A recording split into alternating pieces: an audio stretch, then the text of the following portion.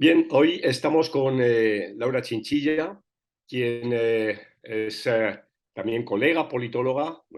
Laura hizo su licenciatura en la Universidad de Costa Rica y luego una maestría en políticas públicas en la Universidad de Georgetown, en Estados Unidos, pero sobre todo por lo que Laura Chinchilla, doña Laura, como la conocen en su país, fue presidenta de Costa Rica para el periodo 2010-2014. Antes había sido ministra de Seguridad Pública, ministra de Justicia, asambleísta y vicepresidenta de la República. Y también Laura se ha desempeñado como profesora en los últimos años en la Universidad de Georgetown, en Washington, en el Instituto Tecnológico de Monterrey, en la Ciudad de México, y en la Universidad de Sao Paulo, en Brasil. Y también tiene un cargo, y creo que o dos cuestiones que a mí me parece que son dos cargos que son relativamente interesantes. El primero es que es vicepresidenta de World Leadership Alliance, del Club de Madrid, y copresidenta del Diálogo Interamericano en Washington. Bueno, sin más, Laura Chinchilla, bienvenida a este programa del área de ciencia política de la Universidad de Salamanca, los retos de la política. Y como siempre digo, sin más, aparte de agradecerte, ¿cuáles son, en tu opinión, los retos de la política hoy? Bueno, Manuel, muchas gracias por invitarme a tu programa y celebro, por supuesto, tener este espacio para una conversación que confiamos aporte un poco a un tema que es de primera, digamos, magnitud en el marco de todos los problemas que de alguna manera están en este momento golpeando al mundo, pero que usualmente la dejamos un tanto de lado, nos fijamos más en una serie de problemas que a veces se materializan en situaciones económicas y sociales que aquejan a la gente.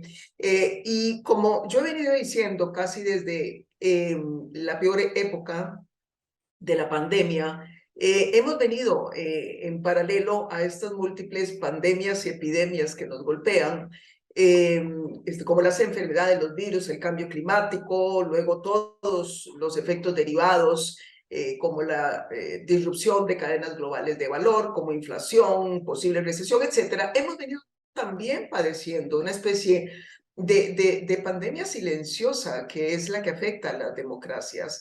Y esto pues tiene que ver obviamente con la política, porque la política en el mejor sentido del término se ejerce en democracia. Fuera de la democracia, en teocracias, dictaduras, etcétera, es imposible ejercer la política y lo que se ejerce es el criterio de una persona o de un grupo que mandan en el país. Entonces sí, hemos venido básicamente, y por ahí empezaría, experimentando, y yo diría que es el mayor reto de la política, que es cómo conseguimos salvar a la democracia, cómo podemos garantizar que esos valores esenciales que la misma aporta a lo que es las decisiones colectivas en una sociedad, que es básicamente el negociar, el pactar, el dialogar en el marco de un conjunto de reglas que se recogen generalmente en los marcos constitucionales. ¿Cómo hacemos que esas reglas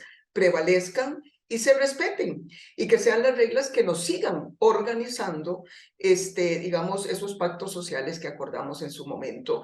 Los dicen todos los estudios, digamos, sólidos que miden la democracia año con año, y también algunos analistas de mayor, digamos, de mayor profundidad, lo que nos advierten es de un deterioro en los principales indicadores asociados a las democracias, como el respeto a las libertades civiles, como el Estado de Derecho, como la independencia de poderes, como la libertad de expresión y el papel de la prensa y los medios de comunicación, y algo especialmente preocupante también en los últimos años, como también el eventual deterioro de la calidad de los sistemas electorales. Entonces, así lo resumo, me parece que el principal reto de la política en este momento es cómo responder ante el deterioro democrático. Algo nada pequeño, sin lugar a dudas.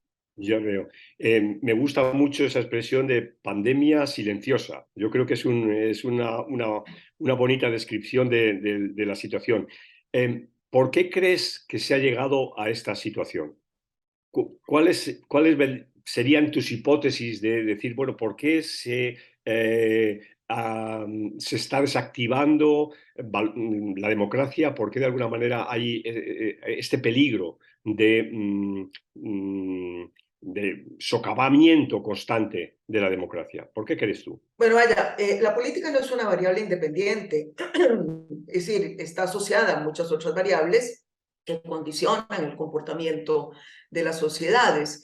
Y tenemos que empezar por reconocer que sin duda alguna la humanidad está experimentando en estos últimos años una serie de cambios profundos. Por supuesto que la mayor parte de ellos se venían gestando desde mucho atrás, pero no es sino hasta ahora que de alguna manera se conjugan en tiempo y en espacio y particularmente en la intensidad con que están golpeando, digamos, a la humanidad. Me refiero, por ejemplo, a tres grandes, digamos, mega shifts, como lo llamamos, quienes hicimos parte del comité asesor del informe de desarrollo humano sobre la era del antropoceno, que no es más que la era en donde el hombre es el responsable fundamentalmente de lo que está pasando en nuestro planeta.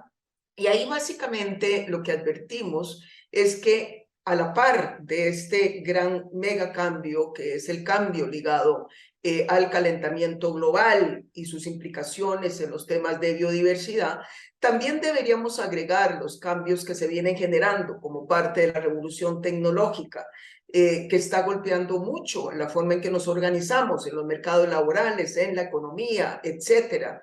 Y también otras, digamos, tendencias especialmente complejas, como es, por ejemplo, la ampliación de brechas sociales o las desigualdades. Si cogemos por lo menos estas tres grandes cosas, ahí les agregamos lo que pasó con la pandemia, que no hace más que recordarnos también que esos cambios ligados al planeta ya están generando amenazas más cercanas, como lo fue el tema del COVID-19. Cuando cogemos este conjunto de elementos, pues vemos que en lo fundamental lo que genera es mayor incertidumbre. Esto lo vimos también en el informe de desarrollo humano, en otro nuevo informe del cual participé, que era toda la revisión del concepto de seguridad humana. Podemos básicamente hoy afirmar, de acuerdo a estos informes que se han producido en el PNUD y en la Oficina del Informe de Desarrollo Humano, que a mayor desarrollo, tal y como lo hemos venido experimentando, es decir, un desarrollo con muchas disfuncionalidades porque golpea al medio ambiente, porque expande las brechas sociales y las desigualdades, porque genera impactos a veces no deseados de las tecnologías en muchas dimensiones humanas, a más desarrollo, este tipo de desarrollo con estas externalidades y consecuencias negativas, más inseguridad. Eso lo medimos clarísimamente. Y entonces estos niveles de inseguridad, de incertidumbre en la gente, definitivamente, Manuel, tiene consecuencias en la política. La gente de alguna manera está en búsqueda de respuestas, está también más presta a escuchar explicaciones a veces absolutamente absurdas que dejan atrás a la ciencia.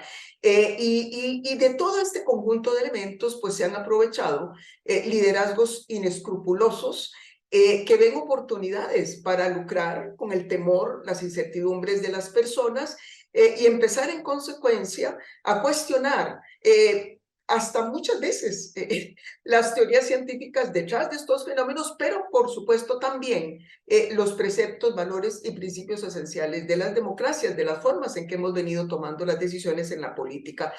Yo diría entonces de que sí, el fenómeno es complicado, lo que vivimos es de alguna manera la política siendo arrastrada por un conjunto de problemas, algunos de ellos que la política pudo haber previsto de manera más oportuna, otros más complejos, sin duda alguna, pero no podemos dejar un poco de hacerme a culpa de que mucho de lo que estamos viendo también fue ocasionado por disfuncionalidades de la política y un poco para acercarnos más a los fenómenos políticos en una región como América Latina. Ahí tú miras América Latina sigue siendo una región en donde la política ha fallado estrepitosamente cuando analizamos el crecimiento de la desigualdad, la debilidad institucional por los altos niveles de corrupción y una serie de elementos más. Hay hartazgo de la gente, hay todo un grupo de personas que quiere buscar respuestas y están más prestos a seguir los cantos de sirena, y esto propicia en consecuencia este conjunto de elementos que golpean a las democracias. Es muy claro y me convence plenamente cómo subrayas el papel de la incertidumbre, el papel de la inseguridad. Es un tema, por un lado, viejo en ciencia política, es un tema jovesiano, ¿no? Sí. El miedo, lo que supone el miedo, el papel del miedo, desde, claro, lógicamente el miedo a la muerte, pero también el miedo a la violencia, esa inseguridad que tú dices, o sea, está en los genes de la política. En un mundo, y hace muy pocas fechas, se ha señalado que ha llegado el habitante 8.000 millones, ¿no? Es decir, que es un mundo que ha crecido exponencialmente. Los problemas, por otra parte, son tradicionales, están con el ser humano, con la naturaleza humana, y pensábamos en un determinado momento que habíamos alcanzado un cierto, y ahí la palabra, estado de bienestar, un cierto equilibrio, pero esto se nos ha quebrado, ¿no? Yo diría, en los últimos 20, 30 años, ¿no? América Latina, y si quieres hablamos de un continente que conoces también, parecía haber encauzado sus sistemas democráticos después de la última ola de la democracia, a partir de los años 80 del siglo pasado, pero ahora sus sistemas políticos se encuentran encallados, ¿no? Y posiblemente hay países donde se está al borde, ¿no? de una situación de casi ruptura, ¿no? Yo ahora mismo te estoy haciendo esta entrevista o estamos teniendo este conversatorio. Yo estoy, cuando hacemos el conversatorio en México, y aquí contemplo con pavor cómo lo que se ha avanzado en distintos ámbitos del mundo, por ejemplo, del mundo electoral, está a punto de quebrarse, dada la enorme, y cito la palabra que también ya sé que está muy de moda, la enorme polarización. ¿Cómo ves el escenario? No te pregunto por el caso en concreto de México, sino en general, ¿cómo ves el escenario de la región? Luego me gustará que hablemos de Costa Rica, pero en principio, ¿cómo ves el escenario de la región? Bueno, soy bastante pesimista, aunque también veo que hay algunos elementos a partir de los cuales podríamos generar esperanza, pero permíteme primero hablarte por qué veo, digamos, con pesimismo algunas tendencias. Primero porque eh, este, después, efectivamente, como tú dices, de esas 4 décadas prácticamente que tuvimos en donde la democracia floreció en América Latina, estamos observando tendencias preocupantes. Casi todas ellas se han iniciado con un acelerado deterioro de lo que habíamos alcanzado en materia de Estado de Derecho. Es decir,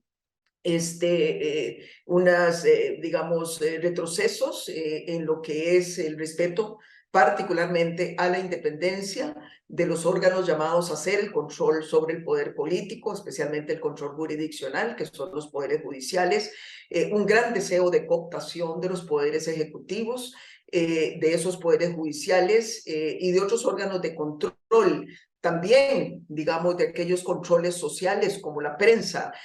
Si tú miras, por ejemplo, en este momento, el estado de los medios de comunicación y del ejercicio del periodismo, América Latina está a la saga en cuanto a problemas de represión, en cuanto a problemas de ejecuciones de periodistas. En casi todos los indicadores, la unidad de inteligencia del Economist, que publica año con año el estado global de la democracia, básicamente lo que advierte es que América Latina es la región en donde ya por 8 años consecutivos se acumula deterioro, y es además donde ese deterioro tiene una caída mucho más vertiginosa. Y digamos un poco lo que también nos preocupa es que esta esta situación de debilitamiento del Estado de Derecho está terminando por arrastrar a los órganos electorales, al sistema electoral, que de alguna manera se había convertido en el pilar más fuerte y hasta más ejemplar, digamos, de los procesos de democratización de América Latina. Y hemos visto cómo en los últimos años, y particularmente, diría yo, en los dos últimos ciclos electorales, estamos cerrando ahora el último, se producen cuestionamientos sobre la calidad de las elecciones, sobre la integridad del árbitro electoral por parte de quienes están gobernando los países mismos. Es decir, vemos que estos ataques a las autoridades electorales se dan por parte de quienes fueron electos para gobernar un país. Entonces, es una situación dramáticamente diferente. Una cosa era cuando grupos, de alguna manera, al margen del sistema político casi, partidos que abiertamente se reconocían como anarquistas, como anti-establishment, cuestionaban las reglas con que se organizaba la democracia. Ahora resulta que quienes han llegado por estos medios, una vez que están en el poder, empiezan, insisto, a disminuir los niveles de independencia de jueces, fiscales y otros funcionarios que ejercen el control, empiezan a atacar fuertemente la prensa y terminan el proceso básicamente cuestionando la integridad del proceso electoral. Entonces, lo veo mal, hemos perdido, veamos claramente con datos, hemos perdido una democracia sentada como Venezuela. Yo recuerdo que antes de la primavera democrática, en los años 80, inicios de los 80, 70, solo habían 3 democracias en América Latina. Venezuela, Colombia y Costa Rica. Bueno, Venezuela hoy no es una democracia. Nicaragua, después de algunas señales positivas, involuciona. Tenemos el caso de Haití, que prácticamente es un estado fallido en todos sus términos, y tenemos otros gobiernos en donde el retroceso es más que evidente. Entonces, todas estas tendencias, pues básicamente me generan enormes preocupaciones. Y Laura, en el caso que conoces muy bien porque es un país vecino, como es el caso de Nicaragua, ¿no? En la perspectiva que nos da a las personas que ya tenemos una determinada edad y que vimos la caída del somocismo y, bueno, y lo que pudo ser la reconstrucción de una nueva poliarquía y demás, ¿qué opinión o qué valoración te merece el escenario actual de Nicaragua? Bueno, es quizás de lo peor que tenemos en este momento en la región. Como bien lo dije en su momento en una comparecencia ante el Subcomité de Asuntos Hemisféricos del Congreso de los Estados Unidos, donde han comparecido en un par de veces con ocasión de lo de Nicaragua, a la par de un conjunto de víctimas de la represión y de familiares de las víctimas, lo que estamos teniendo en la cintura de nuestro hemisferio, en el corazón de nuestro hemisferio, es prácticamente un régimen al estilo de Norcorea. Es un régimen despótico, fundamentado en lazos familiares, se van pasando el poder entre ellos mismos, invirtiendo cada vez más en el control militar y de las fuerzas, de fuerzas irregulares para someter por la fuerza y el temor a su gente, y con una clara y abierta represión que ni siquiera se sonrojan, porque no hacen ningún esfuerzo por ocultarla, de todo aquello que huelan como disidente. Y cuando decimos que huelen como disidente, ya no son ni siquiera quienes abiertamente tienen críticas al régimen o anuncian su aspiración de convertirse en alternativa. Ya todos esos desaparecieron, porque bastaba con que tú dijeras yo candidato o yo candidata para que irrumpieran en la madrugada en tu vivienda, te secuestraran y nunca más volvieras a aparecer, ¿verdad? esos ya desaparecieron. Me refiero, por ejemplo, a cosas tan, digamos, inocentes como el conjunto de organizaciones no gubernamentales, fundaciones que existen en todas las sociedades que vienen trabajando para combatir la pobreza, mejorar la educación, la salud. Si estas fundaciones o organizaciones recibían fondos de Europa, de Estados Unidos, de Canadá, de algún país que hubiese cuestionado el régimen, ya las consideraban subversivas y entonces también arrestaban a sus miembros, los encarcelaban, cancelaban las personerías jurídicas. Y bueno, y lo último que estamos viendo es la persecución religiosa. Hay varios sacerdotes arrestados, algunos desaparecidos, y vaya, todo a la luz del día. Algo por lo demás que no es nuevo, el deterioro en Nicaragua empezó hace ya casi 20, en el 2008 fue cuando precisamente, Sí, después de que Daniel había ganado, hizo el primer, digamos, fraude electoral en las elecciones locales. Bueno, ahí empezó todo y sin embargo, pues fue muy poca la atención que logró ponerse en Nicaragua. Hoy veo muy difícil el escenario de salida para los nicaragüenses. No quiere decir que no hay que seguir luchando, pero el escenario de salida es muy difícil. entendido, está muy claro. Bueno, lógicamente, bueno, ya estamos en la recta final, pero lógicamente no podemos dejar de hablar de Costa Rica, ¿no? Costa Rica, a pesar de todo lo que estamos diciendo y utilizando el índice este que has señalado tú, de The Economist, o el índice de la Fundación Bertelsmann, Costa Rica sigue estando en ese pequeñísimo grupo de países que estarían en el cuadro de honor en términos de su desempeño democrático, ¿no? Junto con Uruguay y posiblemente Chile también, ¿no? ¿Qué retos tiene la política hoy Costa Rica, ¿no? O un país que en este año rompió definitivamente con el partidismo clásico. No digo el bipartidismo, porque ya el bipartidismo Sí. lo había roto el PAC, sino ya con el partidismo clásico, ¿no? La figura del presidente Chávez es una figura muy sui generis, es alguien que no viene de la política, digamos, tradicional y que se ampara en un partido político un poco nodriza. Bueno, pero ahí está, ¿no? Está gracias al sufragio de los costarricenses y, bueno, manteniendo una relación complicada, compleja con la Asamblea Legislativa. Pero, bueno, no te piso el argumento. ¿Cuáles son los retos que tiene, en tu opinión, la política hoy en Costa Rica?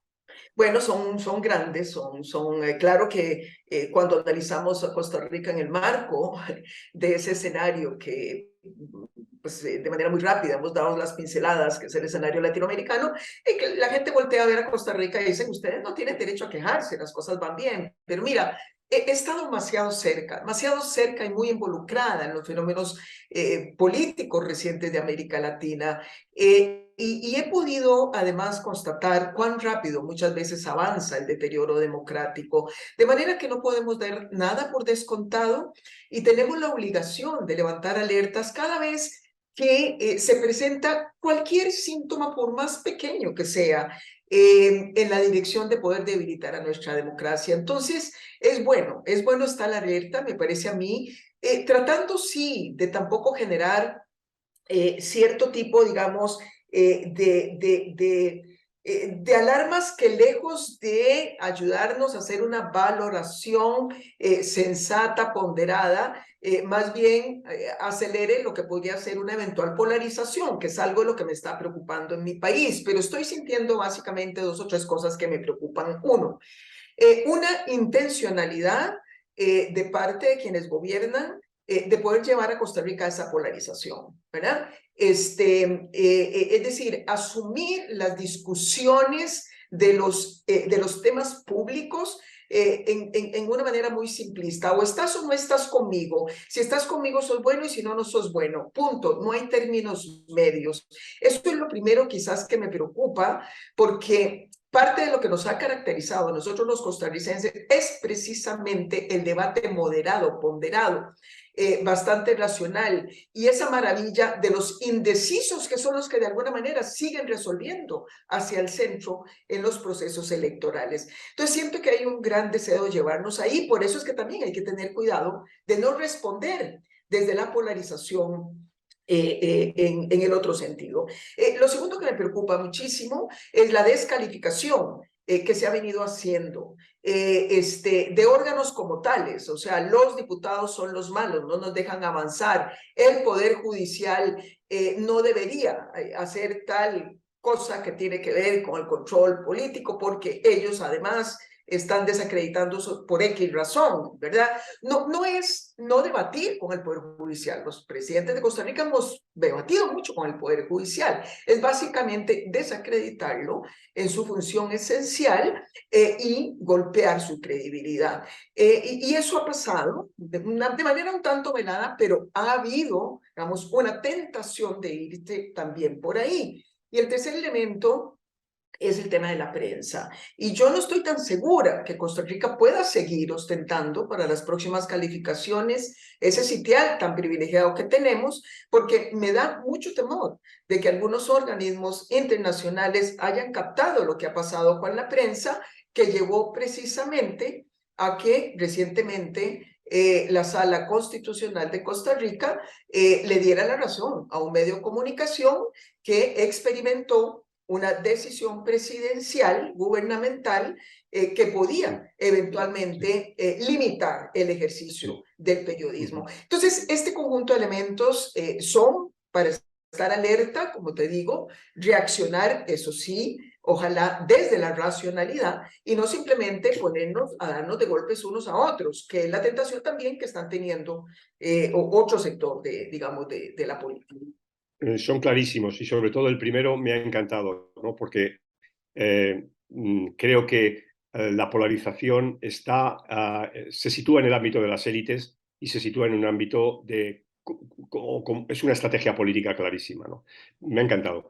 Bueno, Laura Chinchilla, muchísimas gracias por estar en el programa de los retos de la política y seguimos en contacto. Gracias. Muchísimas gracias, Manuel. Que te vaya bien en todo. Chao.